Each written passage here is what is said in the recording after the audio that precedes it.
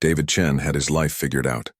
Or at least that's what he told himself every morning when he walked into his office at exactly 7:30. Same coffee, same desk, same routine. After his marriage fell apart 2 years ago, routine became his best friend. It was safe, predictable, no surprises meant no pain. He worked at a small architectural firm in downtown Portland. Nothing fancy, but the work was steady and kept his mind busy. That's all he wanted these days. Keep busy, keep moving. Don't think too much about the empty apartment waiting for him at the end of each day. It was a Thursday morning in late autumn. The kind of morning where the air bites just enough to remind you winter is coming. David arrived early, like always, and started preparing for a client meeting. His boss, Janet, stopped by his office around 9:30.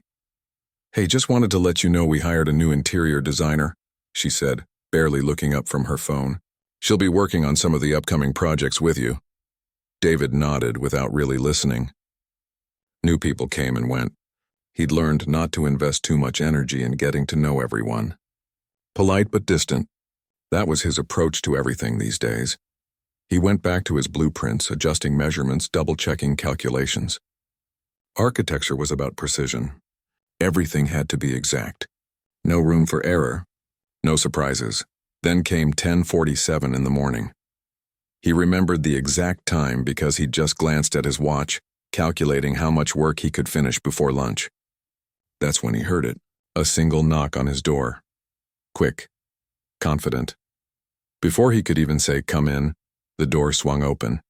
She stumbled in slightly, carrying a portfolio that seemed way too big for one person to handle. Papers were threatening to spill out from the sides. Her copper-red hair was falling out of what used to be a bun, and she had paint stains on her fingers. Actual paint stains. In an architecture office. Sorry, she said, trying to balance the portfolio while pushing the door closed with her hip. "I was told to find David Chen's office, and apparently I found it. Hi, I'm Sophia Reyes." David just stared. It wasn't that she was beautiful, though she was. It wasn't the way she smiled, though that smile seemed to light up his boring gray office. It was something else.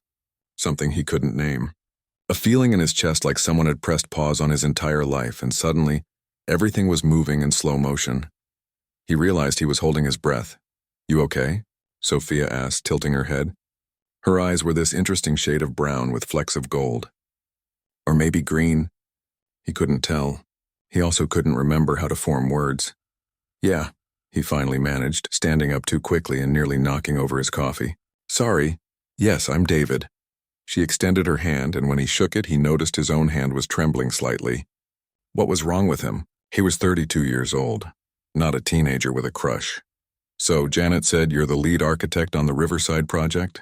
Sophia dropped her massive portfolio onto his desk with a thud, sending a few of his perfectly organized papers flying. "I need to get your input on some interior concepts. I know we're just starting, but I like to get ahead of things." David tried to focus on what she was saying. Professional. This was professional. He pulled out the Riverside blueprints and spread them across his desk. As he started explaining the structural layout, he noticed she wasn't just nodding politely like most people did. She was actually listening. Really listening. Her eyes followed his hands as he traced the building's outline.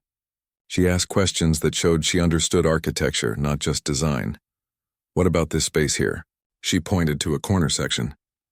"You've got it marked as storage, but with these windows it could be something special. Natural light like that is rare." David looked at the space with fresh eyes. She was right. He'd been so focused on the technical requirements that he'd missed the potential. "You're right," he admitted. "We could redesign that section." Sophia grinned. "See? We're going to work great together." Something about the way she said "together" made his heart skip. He told himself to stop being ridiculous. She was a colleague. A co-worker. Nothing more. They spent the next hour going over the project. Sophia pulled out sketches from her portfolio, and David was surprised by how good they were. Bold. Creative. Everything his designs weren't. Where he saw straight lines and precise angles, she saw curves and color and life. "You don't talk much, do you?" she said suddenly, looking up from a sketch. David blinked. "What?" "I've been here an hour and you've said maybe 20 words that weren't about the building." She wasn't being mean about it. Just observant. Are you always this quiet, or did I catch you on a bad day? I'm focused on work, he said, which wasn't really an answer. Sophia studied him for a moment, then shrugged. Fair enough. Work is important. But so is everything else, you know.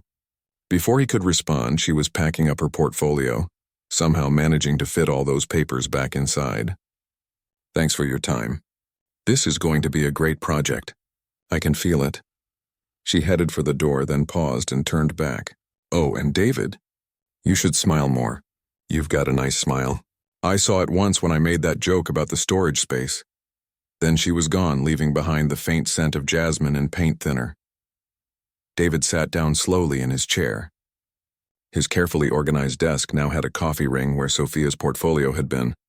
A few of her sketches had gotten mixed up with his blueprints. Everything was slightly out of order and his hands were still shaking. He picked up his coffee cup, but it was cold now. He'd been so distracted by her presence that he'd forgotten to drink it. Forgotten a lot of things, actually, like how to breathe normally, like how to maintain his professional distance, like all the rules he'd set for himself about staying focused and not letting anyone get close. 1 hour. She'd been in his office for 1 hour, and somehow everything felt different. David tried to go back to work, but he kept glancing at the door. Part of him hoped she'd come back. Another part hoped she wouldn't. That part remembered how much it hurt when his ex-wife left. How she'd said he was emotionally unavailable and impossible to reach. How she'd packed her bags one Tuesday morning while he was at work, leaving nothing but a note on the kitchen counter. He'd promised himself he wouldn't feel like that again. Wouldn't let anyone get close enough to hurt him. Work was safe. Numbers and angles and blueprints didn't leave you. They didn't tell you that you weren't enough. But Sophia's sketches were still on his desk, mixed in with his precise technical drawings. And when he looked at them together, something clicked. His structure, her creativity, his foundation, her imagination. David shook his head. He was reading too much into it. She was just a coworker. They'd work together on some projects, maintain a professional relationship, and that would be that. Except when he left the office that evening at exactly 6:00, like he always did, he realized he was smiling, actually smiling, for no reason at all, and that terrified him more than anything. 3 weeks passed, and David's life became a strange kind of torture. The good kind, if that made any sense, which it didn't. Nothing made sense anymore. Sophia was everywhere. Not in an annoying way, just present. Her laugh would echo from the break room when he was trying to concentrate. Her sketches appeared on the project board, splashes of color among the black and white technical drawings. Sometimes he'd arrive at his desk to find a coffee cup sitting there, still warm, with a sticky note that said things like, "Thought you could use this," or "Try smiling today." Janet assigned them to 3 major projects together. The Riverside development, a downtown restaurant renovation, a small library expansion. David told himself this was fine. Professional collaboration, nothing more. But he noticed everything about her. The way she bit her bottom lip when she was concentrating on a design. How she always arrived 10 minutes late, rushing in with some excuse about traffic or a lost shoe or her cat doing something ridiculous. The fact that she took her coffee black with 2 sugars. How she hummed when she was happy, usually some song he didn't recognize. He noticed that she argued with passion, not meanly but with her whole body. She'd stand up, gesture wildly, explaining why a certain color palette would work better or why they needed to rethink a layout. And usually she was right. David found himself looking forward to these debates even when he disagreed with her. "You're too rigid," she told him one afternoon, pointing at his perfectly aligned desk supplies. "Everything doesn't have to be in straight lines." "I'm an architect," he replied. "Straight lines are kind of my thing. But life isn't straight lines." She reached over and moved his stapler 3 inches to the left, creating chaos in his organized world. "See, now it's more interesting." David wanted to move it back. Instead, he left it there. That was the problem. She was moving things. Not just his stapler, but something inside him. Something he'd locked away after the divorce. And he didn't know if he should let it happen. During meetings, he caught himself watching her instead of listening to the clients. The way she tucked her hair behind her ear. How her eyes lit up when someone liked her ideas. The silver ring she wore on her thumb that she'd spin when she was thinking. "Earth to David," Janet said one day during a presentation. "Did you hear the question?" He hadn't. He'd been too busy noticing that Sophia had paint under her fingernails again. Yellow this time. Sophia seemed completely unaware of the effect she had on him.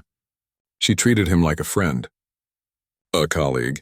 She'd stop by his office to ask opinions, share ideas, or sometimes just complain about difficult clients. She told him about her cat, Mr. Whiskers, who apparently was both stupid and adorable. About her apartment hunt because her current place had terrible water pressure. About her family back in New Mexico and how she called her mom every Sunday. She asked about his life too. But David kept his answers short, safe. He didn't talk about his ex-wife or the empty apartment, or the fact that he hadn't really connected with another human being in 2 years. Then came the late evening in mid-November. Everyone else had gone home, but David and Sophia were still at the office working on final plans for the restaurant project.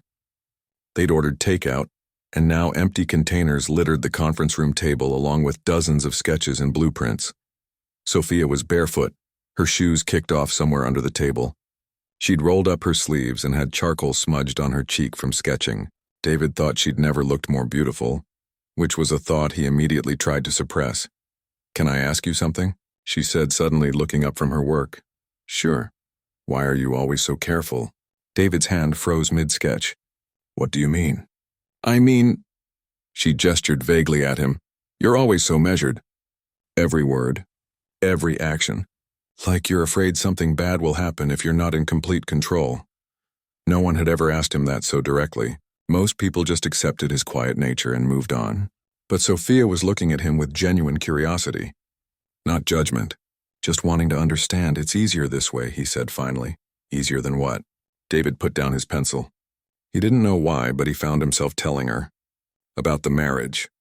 About how his ex-wife said he was emotionally unavailable.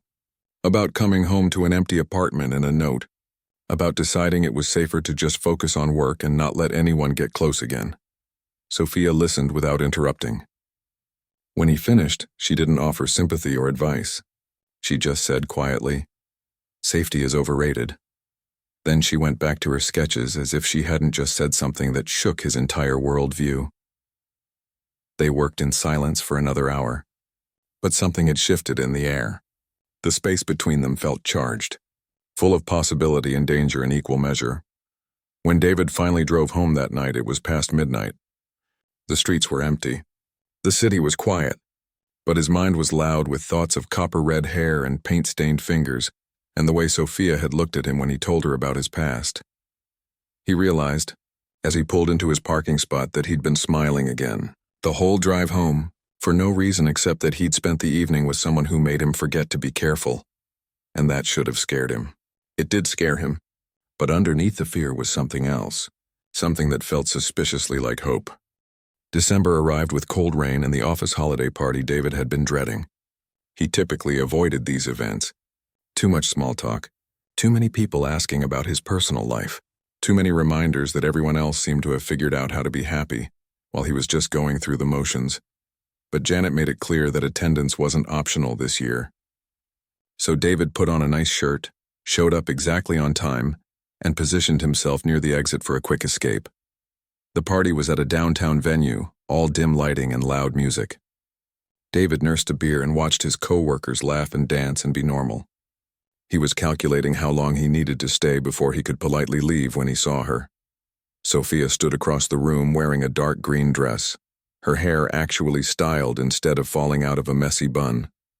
She was talking to people from the marketing department, animated and smiling, beautiful in a way that made David's chest ache. Their eyes met across the room. For a second, neither of them moved. Then Sophia excused herself from her conversation and walked straight toward him. "You came," she said. "Janet didn't give me much choice. You look nice. I don't think I've ever seen you in anything but work clothes." "You look," David started, then stopped. "How did you tell someone they looked like every good thing you'd been afraid to want?"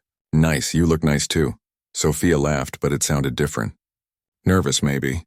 She grabbed a glass of wine from a passing server and took a long sip. They made small talk for a while. About the party. About work. Safe topics.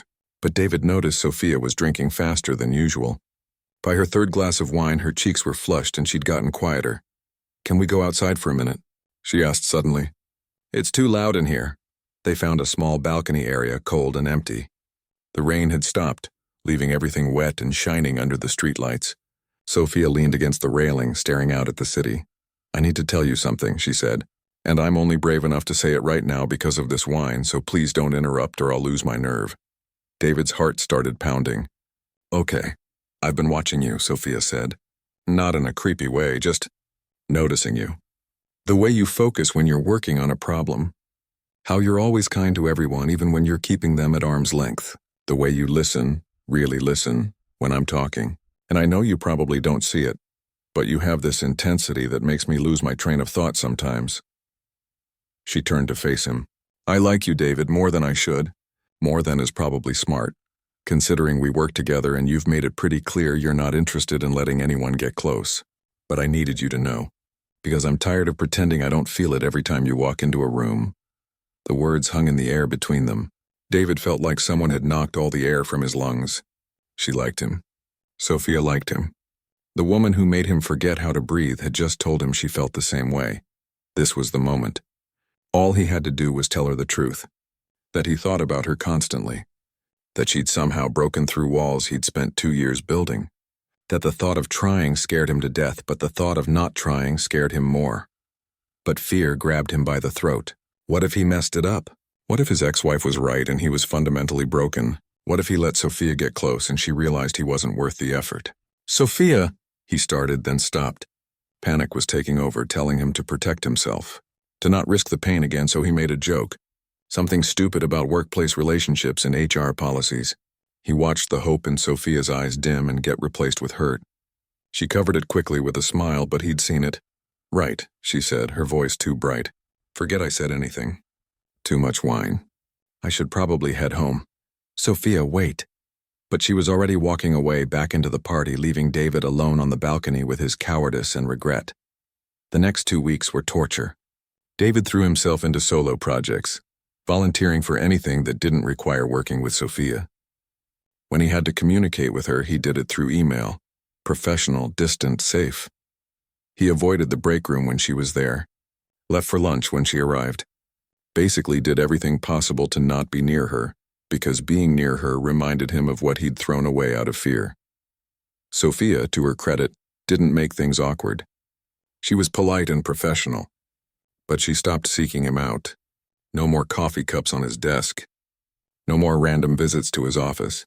No more debates about design choices. She ate lunch with the marketing team now, laughed with other people, moved on with her life while David sat in his office alone, telling himself this was what he wanted. It wasn't. The office emptied out as Christmas approached. People took vacation days. Holiday cheer filled the halls.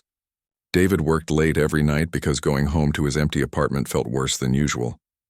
On the last workday before Christmas break, he found an envelope on his desk. His name was written on the front in Sophia's distinctive handwriting, all curves and personality. Inside was a small watercolor painting. His office window view, the one he stared at every day, rendered in beautiful detail. The city skyline. The trees. The way the light hit the buildings in late afternoon. It was perfect. It was how Sophia saw the world, with color and life and beauty. On the back she'd written, "For someone who sees beauty in angles and precision. You helped me see it too. Thank you for everything. Have a good holiday." As David sat at his desk, holding the painting, and felt something crack inside his chest. All the walls he'd built, all the careful distance he'd maintained, all the fear that had been running his life for 2 years. What was he doing? He'd spent so long protecting himself from pain that he'd forgotten what it felt like to really live. Sophia had walked into his life and reminded him. She'd knocked on his door, stumbled in with her too big portfolio and paint-stained hands, and made him want to take a risk again. And he'd rejected her, pushed her away, chosen safety over possibility.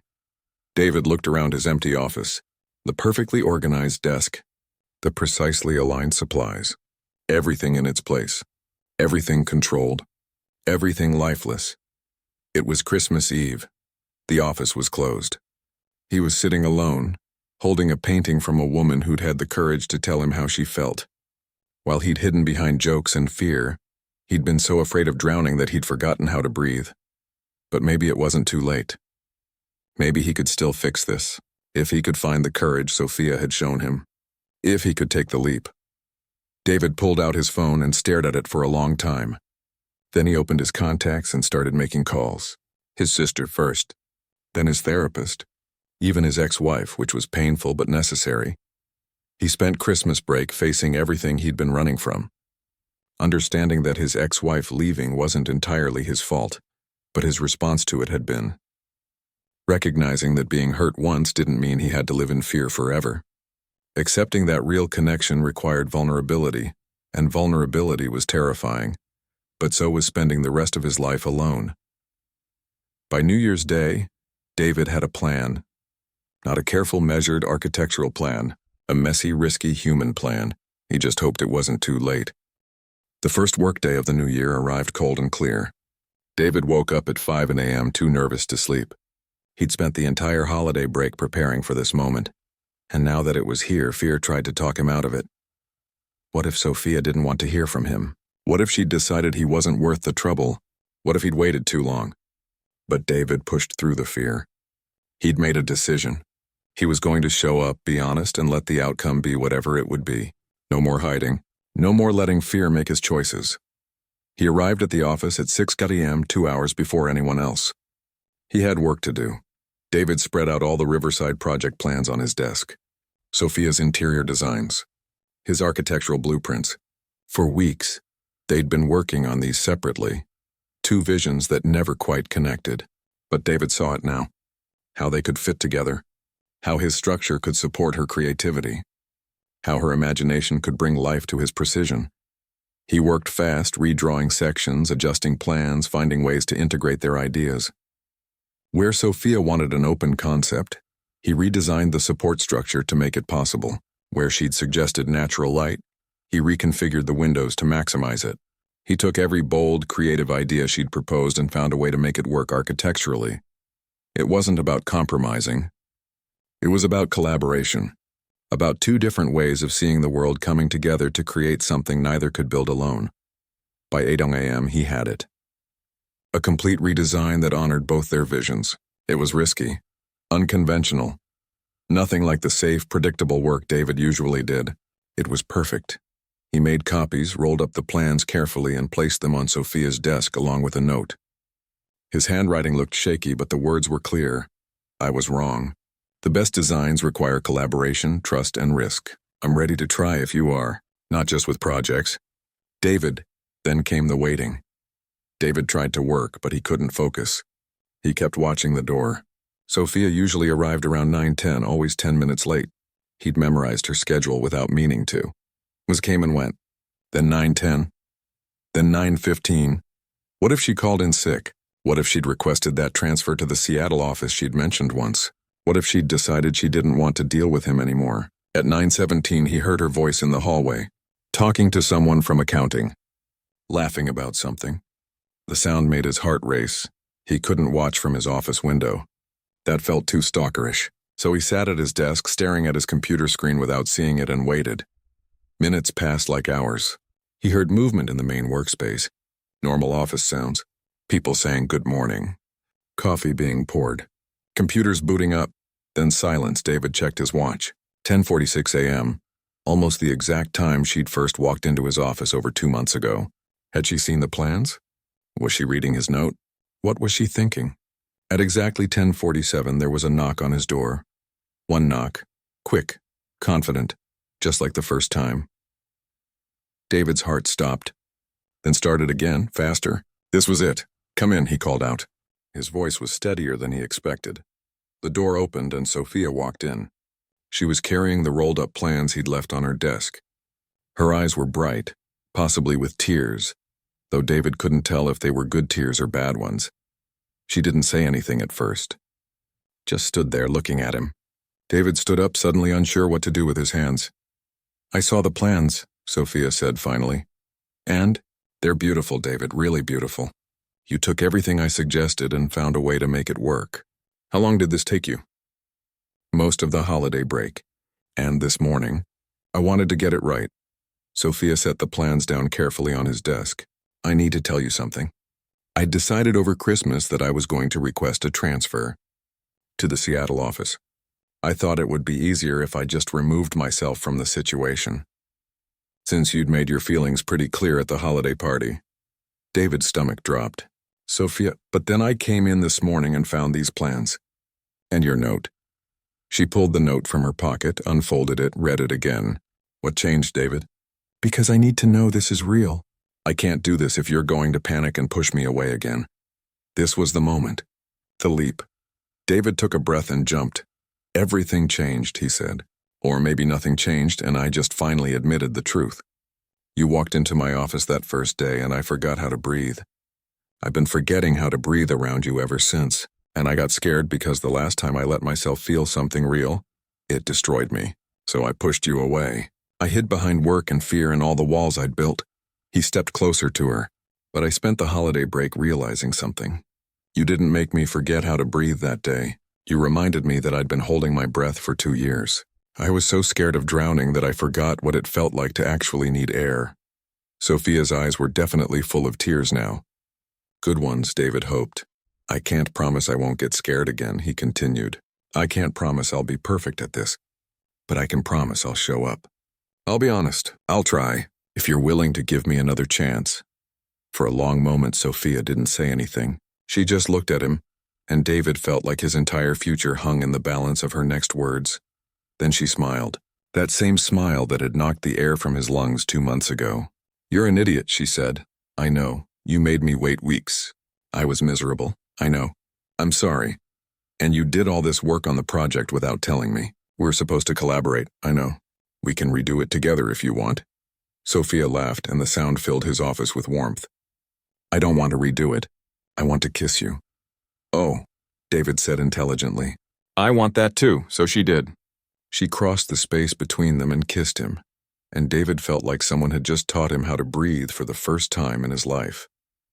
Really breathe, deep and full and without fear. When they finally pulled apart, both of them were smiling like idiots. So what now? Sophia asked. Now we try, David said. Slowly, honestly. We take it one day at a time and see where it goes. Starting with coffee after work? Coffee sounds perfect. But I have one condition. What's that?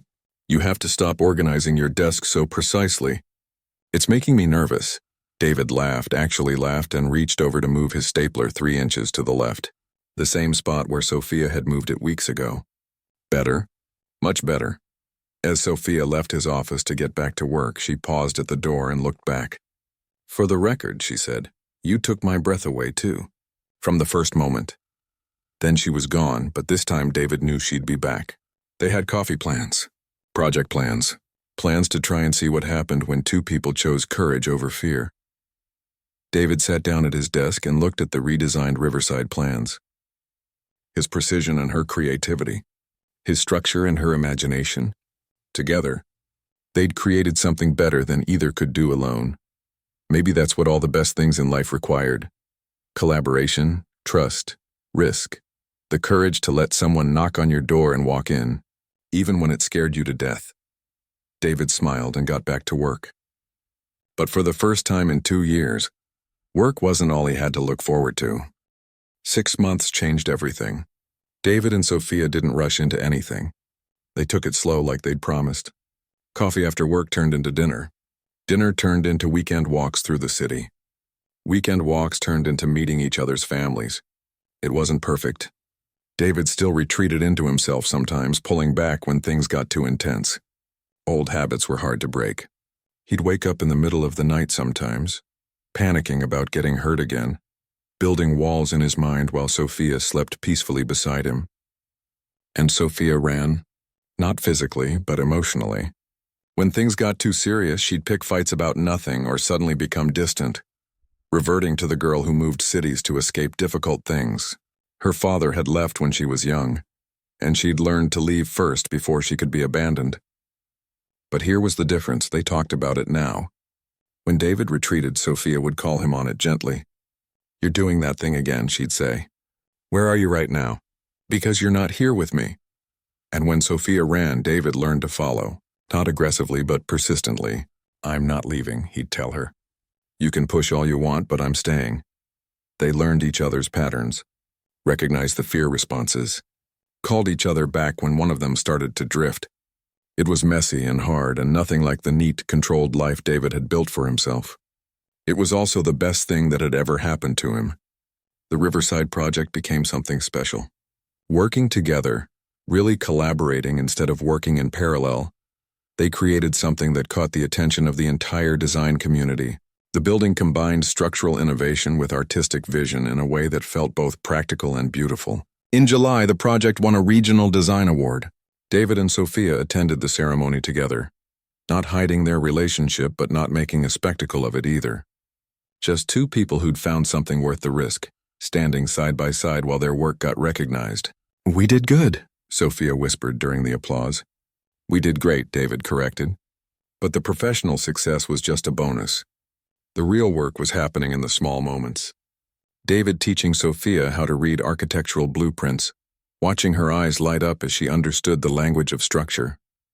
Sophia dragging David to a paint and sip class where he created the world's ugliest sunset, while she laughed so hard she cried. Meeting Sophia's mom, who flew up from New Mexico and hugged David like he was already family. Having dinner with David's sister, who pulled Sophia aside and said, "I haven't seen him smile like this in years." "Thank you." The first "I love you" happened during a rainstorm. They were walking back from dinner, got caught in a downpour and ran laughing into a coffee shop for shelter. Sophia was wringing water from her hair, complaining about her ruined shoes when David just said it. "I love you." She stopped mid-complaint and stared at him. "What? I love you," he repeated. "I should have said it weeks ago, but I was scared. But I'm tired of being scared. I love you." Sophia smiled, water dripping down her face, her mascara running. "I love you too, you idiot. I've been waiting for you to say it first because I didn't want to scare you off. You couldn't scare me off if you tried." "Challenge accepted," she said, and kissed him in the middle of the crowded coffee shop while strangers applauded. By late summer, they started looking at apartments together. Not because they were rushing things, but because they spent all their time at either his place or hers anyway. Why pay for two apartments when they could share one? They found a small place with big windows and good light. Sophia insisted on it. "You need natural light," she said. "For someone who designs buildings, you live like a vampire." Moving in together was chaos. Sophia had approximately 1 million art supplies that needed storage. David had furniture that was too matchy-matchy. They argued about paint colors and where to put the couch and whether they really needed 5 different coffee mugs. But they figured it out. They always figured it out. One evening in September, almost a year after Sophia had first knocked on David's office door, they sat on the couch in their new apartment. Boxes were still stacked everywhere, half unpacked. They'd ordered pizza because neither of them felt like cooking. Mr. Whiskers, Sophia's cat, was sprawled across David's lap like he'd always lived there. "Do you remember the first time we met?" Sophia asked suddenly. "Every detail," David said. "You knocked once, walked in before I could answer, and nearly dropped your portfolio. You had paint on your fingers. Yellow, I think." "Blue," Sophia corrected. "It was blue paint. And you looked at me like I'd just fallen from the sky." "That's kind of what it felt like." Sophia shifted to look at him properly. "You told me once that I made you forget how to breathe that day." "I did say that. But that's not really what happened, is it?" David thought about it. About the man he'd been a year ago, locked in routine, afraid of feeling anything real. About how Sophia had walked into his carefully controlled world and shown him what he was missing. "No," he said finally. "I didn't forget how to breathe. I just finally remembered.